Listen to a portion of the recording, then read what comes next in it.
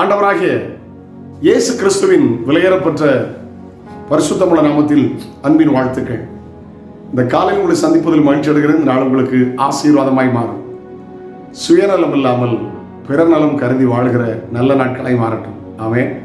கிறிஸ்துவும் அதை தான் போதிக்கிறது, இயேசுவும் அதை தான் போதிக்கிறார். ஒரு கசாப் கடை, அதில் கிடக்கிற வேஸ்ட்டை திங்கிறதுக்கு நிறைய நாய்கள் கூடியிருந்தது. ஆனால் திடீர்னு பார்த்தீங்கன்னா அந்த கசாப் கடையில் உள்ளவர் அங்கே திரும்பும்போது ஒரு நாய் ஒரு பெரிய மாமிச துண்டை எடுத்து விட்டது. அவர் விரட்டினார்.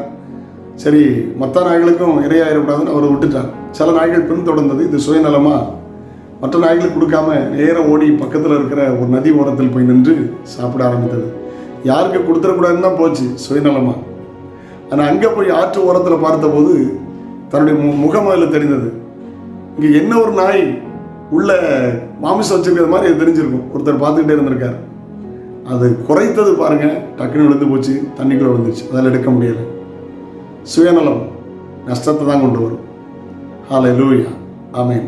பைபிள் அழகாக எழுதியிருக்கிறது. ஒருவர் பாரத்தை ஒருவர் சுமந்து கிறிஸ்துவின் பிரமாணத்தை நிறைவேற்றுங்கள். சுயநலமற்ற நல்ல வாழ்க்கை வாழுங்க. இயேசு கிறிஸ்து சுயநலமாக வாழவே இல்லை. பாருங்க, உலகத்தில் எல்லா சிருஷ்டிகளும் சுயநலமாக வாழல. மனுஷன் மட்டும்தான் சுயநலமாக வாழ்றான். மாடு பாலை நம்ம குடிக்கும், அதுவா குடிக்கும். மிருகங்கள் பாருங்க, அதை நம்ம தான் சாப்பிட்றோம், தோத்துரும். அது தன்னை சாப்பிட்றதில்லை, தன் குட்டியை சாப்பிட்றதில்லை, நம்ம தான் அதை அடிச்சு சாப்பிட்றோம். விருட்சங்கள் பாருங்க, அது தன்னுடைய விதைகளை தாங்களே சாப்பிடுதா? இல்லை, நம்ம தான் சாப்பிட்றோம். மனுஷன் ஏற்கனவே மற்றவர்களை சார்ந்து வாழ்கிறோம். ஆனால் இதில் இருந்தாவது பாடத்தை கற்றுக்கொண்டு மற்றவர்களுக்கு உதவி செய்ய பழகுவோம், நேசிக்க பழகுவோம். சுயநலமாய் வாழக்கூடாது. ஆண்டவருக்கு தோத்திரம். இயேசு என்ன சொன்னார்? வாசிக்க கேட்கலாமா? யோவான் 14:12 மெய்யாகவே மெய்யாகவே மெய்யாகவே மெய்யாகவே நான் உங்களுக்கு சொல்கிறேன், நான் என் பிதாவினிடத்திற்கு போகிறபடியினால் என்னை விசுவாசிக்கிறவன் நான் செய்கிற கிரியை தானும் செய்வான், இவைகளை பார்க்கிலும் பெரிய கிரியைகளை செய்வான். இயேசு சொன்னார், தான் செய்கிற கிரியைகளை தானும் செய்வான், இதை பார்க்கிலும் பெரிய கிரியை செய்வான். என்னை விட பெரிய காரியத்தை செய்வாங்கிறார். இயேசு விசுவாசிக்கிறதா இருந்தால் மற்றவங்களை நேசிங்க, உதவி செய்யுங்க, அன்பு கூறுங்க. சுயநலமாக வாழாதுங்க. ஒன்றும் கொண்டு வந்ததில் ஒன்றும் கொண்டு போகிறது. கிரேட் அலெக்சாண்டர் மரித்த போது தன்னுடைய தளபதிகளை பார்த்து சொன்னாரா, சவ ஊர்வலத்தில் ஓட்ட போட்டு என்னுடைய 2 கைகளை வெளியே கொண்டு போங்க. நிறைய நாடுகளை பிடிச்சேன், சின்ன வயது, நான் ஒன்று கொண்டு வந்ததில்லை, போகினதில்லை. பைபிளை வாசிக்கலாம், நிர்வாணியாக போகிறேன், அவ்வளோதான் உண்டு. இவ்வளோ பெரிய பணக்காரர் மறித்தாலும் வேண்டாம், ஒரு தேக்கு பட்டி கொடுப்பாங்க. ஆமாம், லாஸ்ட்டில் பார்த்தீங்கன்னா ஒரு குறுக்கு, ஒரு நடுக்கு, ஒரு அமுக்கு, ஒரு தமுக்கு முடிஞ்சது. வேறு ஒன்றும் கூட வராது. சொத்துக்கள் கூட வருமா? இல்லை. எஸ்டேட் வருமா? இல்லை. கார் வருமா? பங்களா வருமா? இல்லை. யாரும் வரமாட்டாங்க.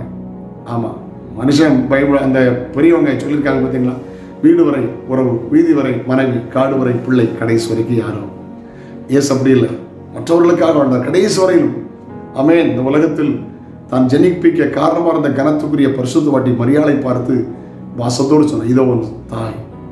எவ்வளோ பாரத்தோடு கடைசி நேரத்தில் கூட சுயநலம் இல்லாமல் வாழ்கிறார். சிலுவையில் பாருங்க, தோத்திரம். அல்லேலூயா. பிதாவியர்களுக்கு மன்னியும், தாங்கள் செய்கிறது என்னது அறியாது இருக்கிறார்கள் என்று சொன்னார். ஆமென். அந்த சிலுவை கடனை பார்த்து சொன்னார், இன்னைக்கு என்னோடு கூட பரதேசத்து போயிட்டு சொன்னார். சுயநலம் இல்லாமல் வாழுங்கள், இயேசப்பாவை பின்பற்றுங்கள். கர்த்தர் இயேசு உங்களை ஆசீர்வதிப்பார். ஜெபிக்கலாமா? தகப்பனே, நாங்களும் சுயநலமற்ற பிறநலம் கருதி வாழ்கிற நல்ல வாழ்க்கை தான். இயேசுவின் நாமத்தில் ஜெபங்கள் பிதாவே, ஆமென். நாளை உங்களை சந்திக்கிறேன். அது ஒரு ஆண்டுடைய கிருபைகளை தாங்கட்டும். God bless you. Have a nice day.